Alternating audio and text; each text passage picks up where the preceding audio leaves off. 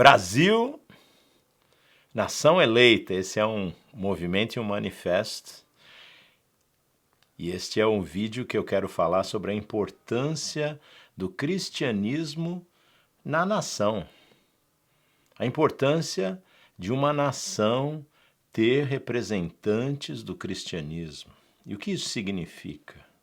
Porque quando uma nação é verdadeiramente povoada por cristãos de verdade, o que eu falo de cristão de verdade?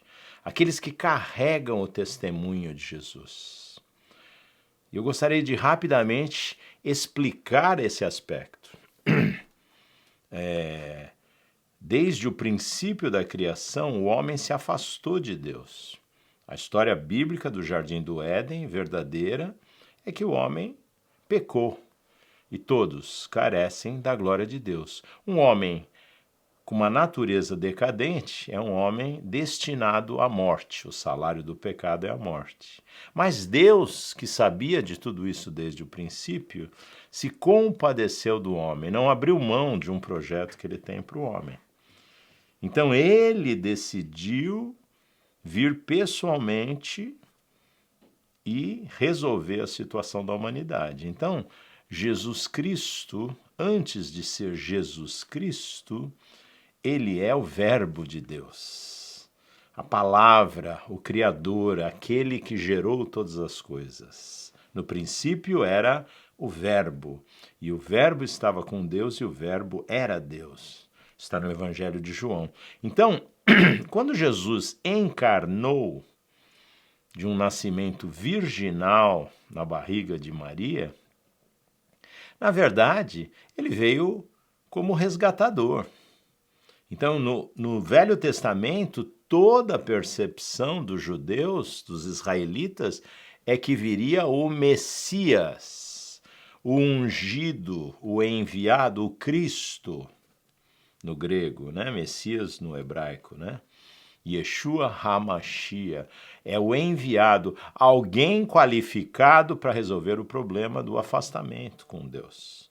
Então, a presença do Senhor na terra, em forma humana, é que muda a história da humanidade. Jesus não é apenas um homem pecador com um pouquinho mais de qualidade de caráter ou com boas palavras, mas Jesus é o próprio Deus que tirou sua divindade e encarnou como homem. Foi 100% homem e ele é 100% Deus. Então, ele é a figura única. Ele é o divisor. Ele é a pedra angular. Ele é aquele que vai determinar o destino eterno de cada indivíduo. E ele tem que ser representado em cada nação. A instrução de Jesus, ele vem, escolhe 12 discípulos que se tornam apóstolos, com exceção de Judas Iscariotes, cumpre o propósito de morrer, o eterno morreu na cruz, entregou-se, porque ele diz, ninguém pode tirar a minha vida, eu mesmo a dou, deu a sua vida e ao terceiro dia ressuscitou. Que época apropriada, né? Porque agora na sexta-feira, dia 15 de abril, viveremos então a Páscoa judaica, o Passover, e o mundo celebra a Páscoa. A gente chama de Páscoa pagã, porque a Páscoa verdadeira é a judaica, mas o mundo celebra o domingo da ressurreição, então seria os primeiros frutos, né? A primeira ressurreição, ele é o primogênito de toda a criação. No domingo, do sábado para domingo, ele ressuscitou. Ele volta à vida. Então, e ele habita em um corpo glorioso, ele venceu a morte, ele pagou o preço, ele foi o cordeiro que tira o pecado do mundo, ele é o que conquista e tem direito à herança, ele conquistou a terra de volta para Deus, ele conquista os homens, mas cada indivíduo tem a sua liberdade de aceitar ou não. Então, agora estamos diante de um grupo de pessoas que foi constituído por Deus, onde ele falou, mas recebereis poder, Atos 1:8, e ser-me-eis minhas testemunhas. Jerusalém, Judéia, Samaria e até os confins da terra. Então ele liberou a presença do seu Espírito. Então é um povo habitado pelo Espírito de Deus, um povo nascido de novo, um povo com uma nova natureza que degladia com a velha natureza. Todos nós ainda temos a natureza decadente, então não somos diferentes dos outros homens no sentido do nosso lado de fraqueza e corrupção, mas somos diferentes do lado da perfeição de Cristo em nós, pelo novo homem. E essa maravilha é que Deus envia como representantes dele. Ele fala que nós somos o corpo de Cristo. Nós somos o grupo de pessoas que representa o Rei do Universo na Terra. E, claro, para aquele que não nasceu de novo, para aquele que não tem o Espírito vivo, parece loucura. Mas para nós é salvação e da parte de Deus. E para a terra é importante a presença desses que são considerados por Deus sacerdócio real, nação santa, povo eleito, para anunciar as virtudes daquele que nos chamou das trevas para a sua maravilhosa luz. E aí é claro que quando eu vou para Mateus 10, no verso 32, está escrito assim: portanto, todo aquele que me confessar diante dos homens, também eu confessarei diante de meu Pai que está nos céus.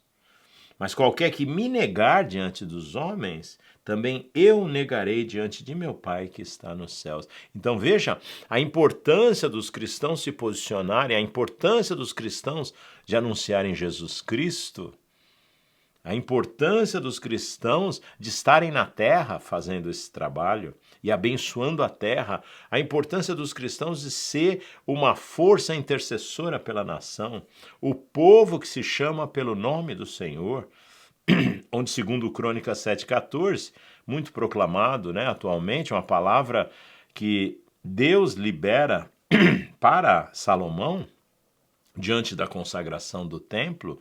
Então, antevendo os desvios do povo, então ele diz, se diante de todos esses desvios eu enviar o juízo, a praga, a falta de chuva, a peste, seja lá o que for, e se o meu povo, que se chama pelo meu nome, ou seja, a terra tem que ter um representante do sacerdócio real.